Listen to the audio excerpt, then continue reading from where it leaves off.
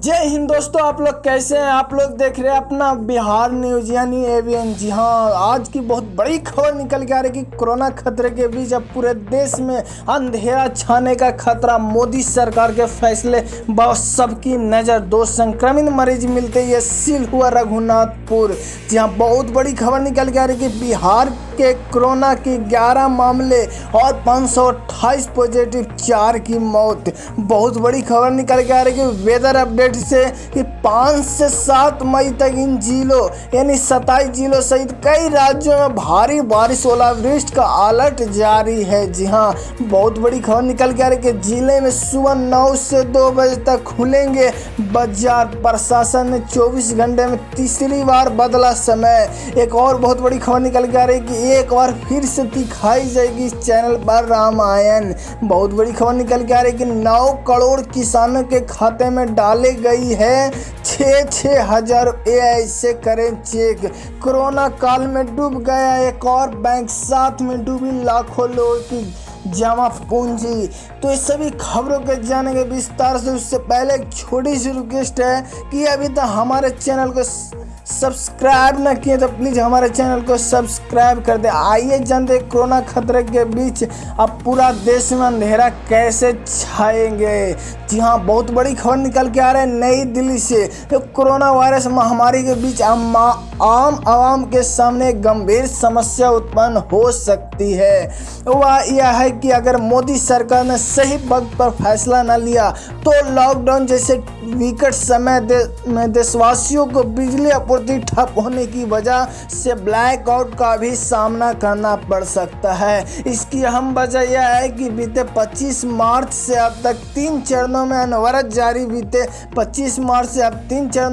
जारी लॉकडाउन दौरान देश की बिजली वितरण कंपनियों के रिवेन्यू कलेक्शन में करीब 80% की गिरावट दर्ज की गई है। बहुत बड़ी खबर निकल के आ रही है कि सबसे बड़ी बात यह है कि रिवेन्यू कलेक्शन में भारी गिरावट दर्ज होने के कारण इन बिजली वितरण कंपनियों के पास अपने कर्मचारियों की सैलरी पर भर के भी पैसे नहीं है। यह स्थिति तब है जब इनकी वितरण कंपनियों को बिजली उत्पादन करने वाले संयंत्रों को भी कोयला और कच्चे माल की खरीद करने की एवज में मोटी रकम की कर दरकार है। बहुत बड़ी खबर निकल आ रही है कि हालांकि बिजली के वितरण और उत्पादन में लगी कंपनियों की इस बात की उम्मीद है कि केंद्र सरकार की ओर से उन्हें करीब 90,000 करोड़ रुपए का प्रोत्साहन पैकेज दिया जा सकता है। लेकिन इसमें पेंच यह भी फंसता है कि अगर सरकार ने बिजली वितरण और उत्पादन में लगी कंपनियों के लिए प्रोत्साहन पैकेज की घोषणा कर भी देती है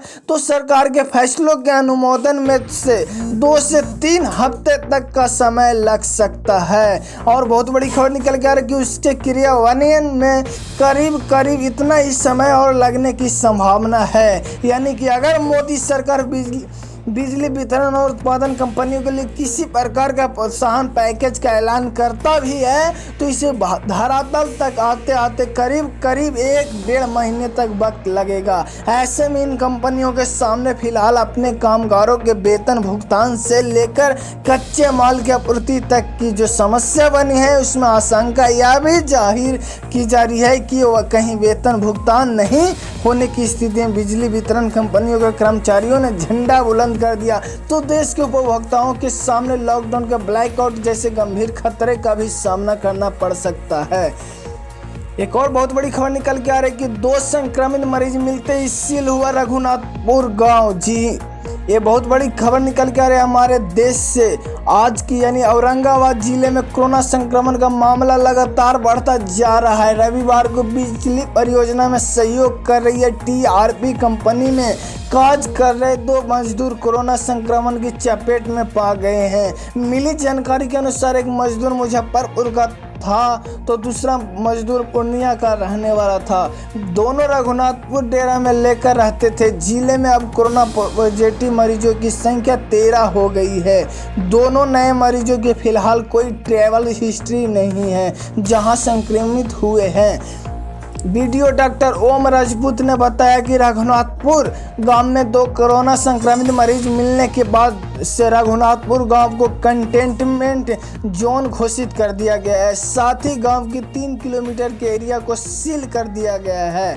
कंटेनमेंट जोन एरिया में ससना, नरारी काली, गोपी बिघा, रहरा, खलौड़ा, खसना, खलौड़ा आदि गांव आते हैं। बड़ेम ओपी प्रभारी संजय कुमार ने बताया कि दोनों कोरोना संक्रमित मरीजों की ट्रेवल हिस्ट्री खंगाली गई है। वहीं इंटेक यूनियन संगठन का अध्यक्ष वरुण कुमार सिंह ने कहा कि पूर्व में एनपीजीएस प्रबंधन को वैश्विक महामारी का रूप ले चुके कोरोना वायरस को लेकर सावधानी बरतने को कहा गया था, लेकिन परिजनों प्रबंधन की लापरवाही के कारण आज परियोजना में कार्यरत मजदूर कोरोना से संक्रमित हुए। बहुत बड़ी खबर निकल के आ रही है दोस्त की बिहार में कोरोना के 11 नए मामले, 528 पॉजिटिव, 4 की मौत। 5 से 7 मई तक इन 27 जिलों में सहित कई राज्यों में भारी बारिश, ओलावृष्टि का अलर्ट जारी हुआ। बहुत बड़ी खबर निकल के आ रही है। वेदर अपडेट, मई की गर्मी के बावजूद कुछ राज्यों में बारिश होने की खबर सामने आ रही है। बीते 24 घंटों में कई शहरों में तेज हवाएं, बारिश और ओलावृष्टि की घटनाएं हुई। यह बेमौसम बारिश सेहत के लिए भी ठीक नहीं है और फसलों के लिए भी नुकसानदायक है। बहुत बड़ी खबर निकल के आ रही है कि मौसम के जानकारों का कहना है कि अगले 2 दिन तक देश के कुछ राज्यों में बारिश की संभावना है। सबसे ज़्यादा खतरा मध्य प्रदेश, छत्तीसगढ़ और राजस्थान में है। इन राज्यों में बीते 24 घंटों में भारी आंधी बारिश का कहर बरपा, जिससे काफ़ी नुकसान हुआ। मौसम विभाग ने तो राजस्थान के 23 जिलों के लिए ऑरेंज अलर्ट जारी किया है, यानी अभी बारिश और ओले और गिरेंगे। जानिए आगे मौसम का क्या हाल है। इस वक्त की बहुत बड़ी खबर निकल के आ रही है हमारे देश से कि उड़ीसा से जिले पहुंचे 73 प्रवासी श्रमिकों को स्वास्थ्य जांच कर भेजा गया घर। बहुत बड़ी खबर निकल के आ रही है कि पिछले 24 घंटे में उड़ीसा के विभिन्न जिलों में सरायकेला पहुंचे 73 प्रवासी मजदूर की स्वास्थ्य जांच कर सोमवार को उन्हें घरों तक पहुंचाया गया। जिला मुख्यालय स्थित समुदाय भवन में बने लेबर रिसीविंग सेंटर में सभी प्रवासी श्रमिकों का जिला प्रशासन की ओर से स्वागत किया गया। अपने स्वागत से अभिभूत श्रमिकों ने मुख्यमंत्री व जिला प्रशासन का आभार प्रकट करते हुए धन्यवाद व्यक्त किया। इसमें 53 श्रमिक बीती रात उड़ीसा के जाजपुर एवं जगतसिंहपुर जिले से आए थे, जबकि बाकी मजदूर ढेंकानाल जिले से यहाँ पहुँचे थे। देर रात पहुँचे 53 मजदूर की स्वास्थ्य जांच स्वास्थ्य विभाग की टीम द्वारा रात में ही कर ली गई थी, परंतु बाकी मजदूरों की जांच सुबह में हुई। सभी मजदूरों को सैंपल कलेक्शन करते हुए उन्हें स्वास्थ्य विभाग द्वारा 28 दिनों तक होम क्वारंटाइन में रहने का निर्देश दिया गया। आइए जानते हैं कि इस वक्त की बहुत बड़ी खबर निकल के आ रही है कि शराब की दुकानों को खोलने के पीछे ये थी सबसे बड़ी राज। आइए जानते हैं खबरों के विस्तार से। दिव्या अग्रवाल, नई दिल्ली से एक खबर निकल के आ रही है कि पीने वालों को तो पीने का बहाना चाहिए, लेकिन अब बहाने की क्या ज़रूरत है, क्योंकि लॉकडाउन में गहरे फंसे लोगों के लिए अब तो शराब की दुकानें भी खुल जाएगी। देश में आज से लॉकडाउन 3 हो गया है और लेकिन इसमें लोगों की कुछ छूट दी गई है। देश में ज़्यादातर प्रदेशों के शराब के ठेकों को खोल दिया गया है, जिसके पीछे का सबसे बड़ा गणित आपको जानना चाहिए, नहीं तो आपको भी प्रॉब्लम हो सकता है। तो आइए जानते हैं खबरों के विस्तार से। बहुत बड़ी खबर है कि जी हाँ, राज्य सरकारों ने तमाम शराब की दुकानें खोलने का निर्देश दिया है। लॉकडाउन शुरू होने के कुछ दिन बाद ही राज्य सरकारों ने केंद्र को इस मद्देनजर पत्र लिखने शुरू कर दिए थे। शराब की दुकानें खोल दी जाए। राज्य तो यहाँ तक तैयार थे कि शराब की होम डिलीवरी भी कर दी जाएगी।